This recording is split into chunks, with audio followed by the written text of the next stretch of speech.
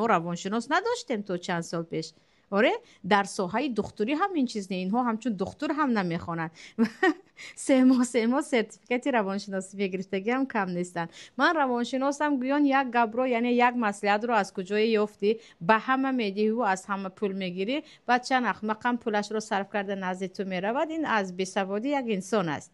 اما از همچون اهل مشورت بعضا مادرت بهترین روانشناس است، بعضا یک خواهرت که او خیلی تجربه دارد بهترین روانشناس است. یعنی او آدم شناس بگویم، روانشناس نه، او آدم شناس از روی تجربه چیز دیگر. اما یک نفری که دو تا کتاب خوان نخوان از صحبتش معلوم است که چقدر بیسواد است، که خیلی زیاد شده هستند. که من اینها رو میگم فالبین های نوبرآمد.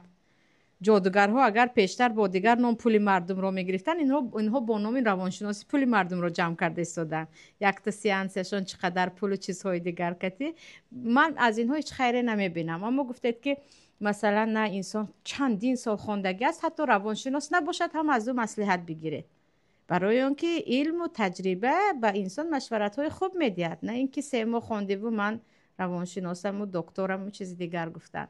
و هرچی روانشناس ها زیاد شد دیده استودید که هرچی روان مردم هم خراب است، هرچی مردم نیاز دارن به آنها، وگرنه آرامش اساسی الا بذکر الله تطمئن القلوب، این ذکر الله خدا رو به پناه الله پرتافتن، بعد به پناه بنده صالح.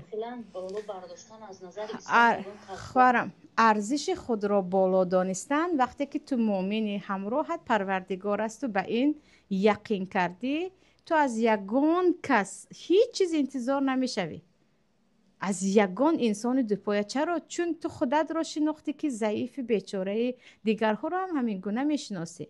من مثلا ارزش خودم را شناختم، گفتم معنا اینه که متکبری کنی. من ارزش خودم را شناختم چقدر در نزد پروردگار محتاجم و چقدر از مردم بی‌نیازم. این باید باشه در یک زن مسلمان، در یک مرد مسلمان.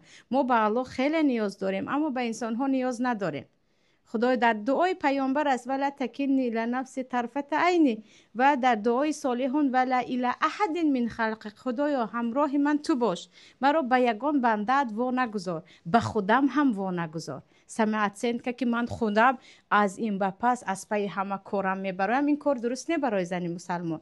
من با یاری الله، با توفیق پروردگار به همه جا رفته رسیده میتوانم. من به انسان ها نیاز ندارم، من به پروردگار انسان ها نیاز دارم. این چی سمعت سند که میشود؟ نه اینکه تو قوی، تو میتوانی، تو قوی، تو میتوانی، بعد از این سر در آسمان که دیگر همه از من پایان است، من در بالا هستم. این چیزی درست نیست، به کبر میبرد.